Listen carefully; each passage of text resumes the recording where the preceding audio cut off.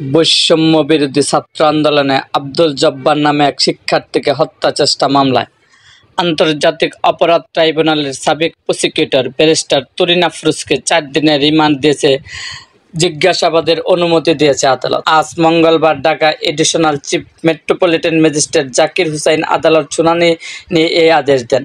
এদিন তুরিন আফরোজকে আদালতে হাজির করে 10 দিনের রিমান্ড নিয়ে জিজ্ঞাসাবাদের আবেদন করেন মামলার তদন্ত কর্মকর্তা উত্তরা পশ্চিম থানার এসআই মোহাম্মদ সুমন মিয়া। রাষ্ট্রপক্ষের আসামির রিমান্ডের মঞ্জুরের পক্ষে শুনানি করেন PP advocate Umar Faruk. Remand বাতিল চেয়ে জামিন আবেদন করেন আসামিপক্ষ। উভয় পক্ষের শুনানি শেষে আদালত রায় দেন। উত্তরা পশ্চিম থানায় আদালতের প্রসিকিউটর বিভাগের সাব ইন্সপেক্টর আতিকুর রহমান খান এ তথ্য নিশ্চিত করেছেন। এর আগে সোমবার রাতে উত্তরা একটি বাসায় অভিযান চালিয়ে তুরিন আফরোজকে গ্রেপ্তার করা হয়।